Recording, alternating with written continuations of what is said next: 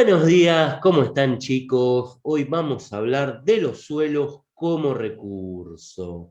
Justamente cuando hablamos de los suelos como recurso, todo el material que estamos usando es del INTA, del Instituto Nacional de Tecnología. Eh, Empezamos más que nada. ¿Cómo se forma el suelo? Es muy importante saber que el suelo está integrado por tres capas. Suelo o capa superior, que es lo que pisamos, subsuelo y roca madre. Obviamente esto constituye la cubierta de la superficie terrestre y se forma por la acción de cuatro factores: la temperatura, el agua, el viento, los animales y las plantas que viven en y sobre él. Por lo tanto, el suelo tiene un proceso de formación y tiene componentes. Ahora muy bien, esta es la roca madre. En una primera instancia se rompen diferentes partículas en diferentes tamaños y dependiendo la temperatura.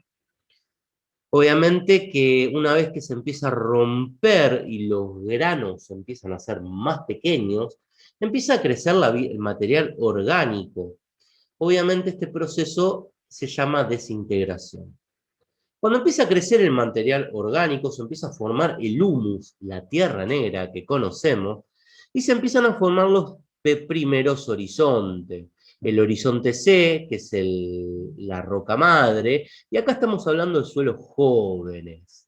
El horizonte A, donde están las plantas y las raíces, y obviamente se forma el humus en base a fragmentos minerales y de material orgánico.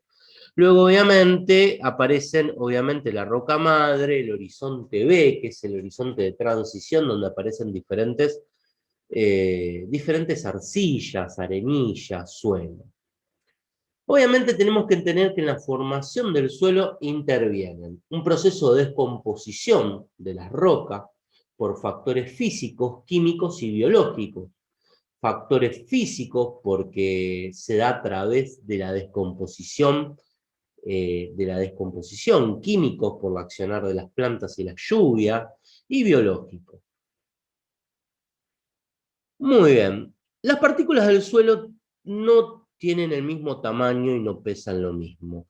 Las partículas del suelo pueden ser más grandes, más pequeñas, más chicas, y justamente acá tenemos los diferentes tipos de suelo.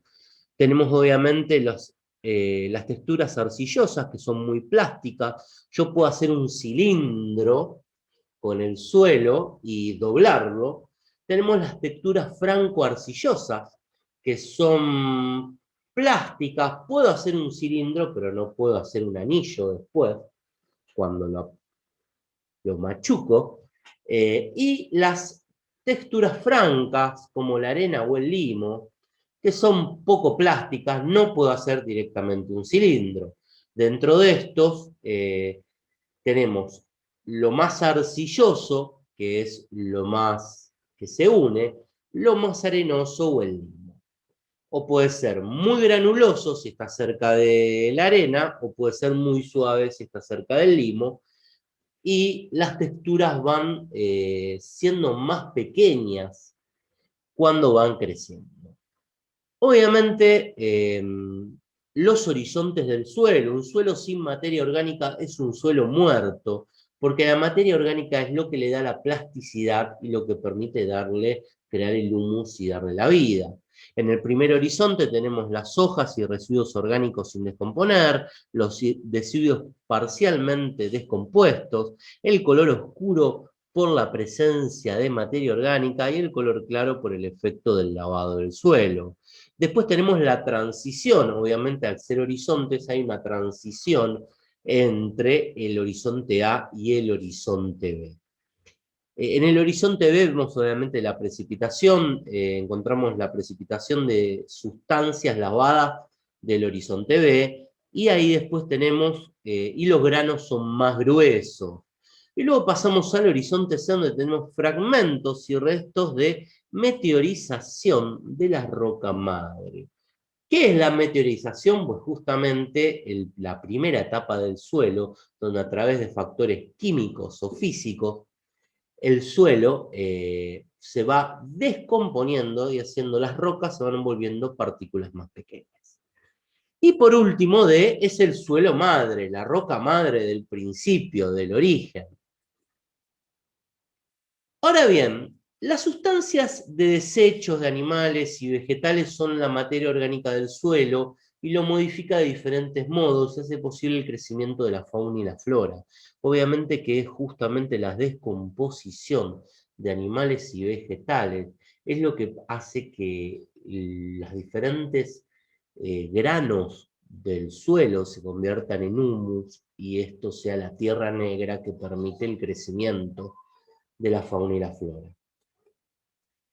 Obviamente vamos a mover el cuadro de diálogo, así podemos mostrar aquí, y nos encontramos que justamente las funciones del suelo son económicas, la producción de alimentos, fibra, forraje, madera, la intensificación de actividades económicas, la producción de bioenergía, la urbanización, la recreación, el deporte, y estas funciones de los suelos son económicas y sociales y culturales.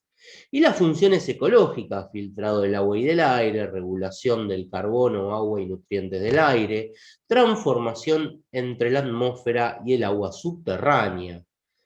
Ahora bien, estas funciones económicas y ecológicas tienen un pequeño problema. Porque el suelo, ¿es un recurso renovable o no es un recurso renovable? Ahora bien,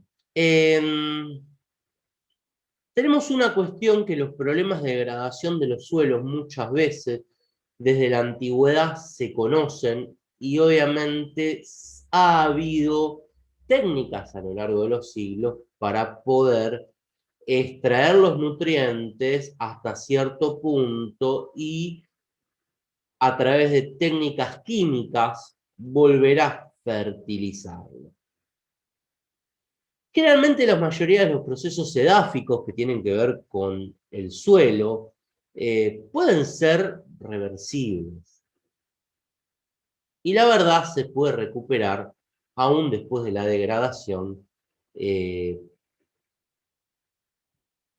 Aún después de la degradación el suelo tiene cierta capacidad de resiliencia, de volver a la propiedad que fue afectada. Difícilmente se puede volver a un suelo a estado cero antes de su uso, pero se puede volver a recuperar en cierta medida la capacidad del suelo. Ahora bien, ¿qué es lo que sucede? Existen muchos procesos de los cuales son irreversibles. La erosión, vamos a achicar un poco esto, la erosión, por ejemplo, la desertificación, y justamente esto hace que obviamente el suelo pueda ser considerado un recurso no renovable, al menos una escala humana. Justamente por el aumento de la demanda de los alimentos, las fibras, los biocombustibles, los eventos extremos y el cambio climático, es una presión sobre el suelo que justamente no existía antes. Y acá hay un pequeño gráfico que hizo el INTA, que yo lo modificé un poco y le agregué información al costado. A mi izquierda tenemos todos, o a su izquierda, tenemos todos los conocimientos que tenemos sobre el suelo. Y obviamente esos conocimientos acumulativos nos muestran el génesis, las rocas y los minerales, la taxonomía del suelo, que son la estructura y las partes, cómo conservarlo, el agua, la estructura de los nutrientes, del limo, la biología clásica que nos hable sobre la relación entre los descomponedores, las plantas y el suelo, cómo se originan los nutrientes, las relaciones de intercambio de energía entre las plantas y el suelo. Y obviamente todos estos conocimientos, y tenemos un decaimiento justamente del suelo como recurso en base a la deforestación, la desertificación, la contaminación del agua, la contaminación de la atmósfera y la erosión hídrica. Pues recordemos que el suelo es el resultado de la relación entre el aire, el agua, las plantas y los animales. Y por lo tanto, sí hay contaminantes a través del agua, deforestamos las plantas, eliminamos animales, empiezan a perder los insectos, los animales que viven en las plantas, en los suelos, empieza a haber menos animales, obviamente el suelo empieza a perder esa capacidad biológica. Obviamente que sí, se puede recuperar un suelo degradado, sí, obvio. Eso existe hace 1000 años. Obviamente que podemos. Pero cada vez degradamos más el suelo y cada vez pierde capacidad. Y cada vez el suelo pierde tolerancia. ¿Cuántas veces se puede, si a mí se me rompe un vaso, ¿lo puedo pegar con la gotita? Ahí sí.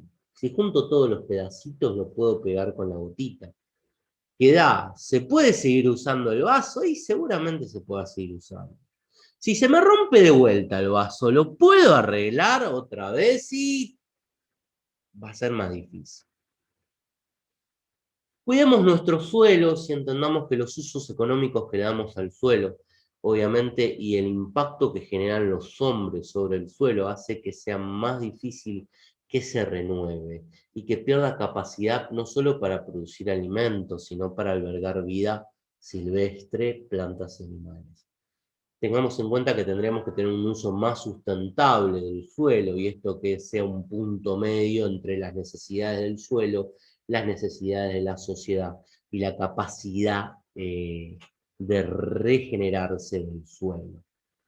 Entonces, cuando encontremos un equilibrio entre la capacidad de regenerarse del suelo, los tiempos de la sociedad y el estado del suelo en sí mismo, vamos a poder tener en cierta medida un uso más equilibrado del mismo.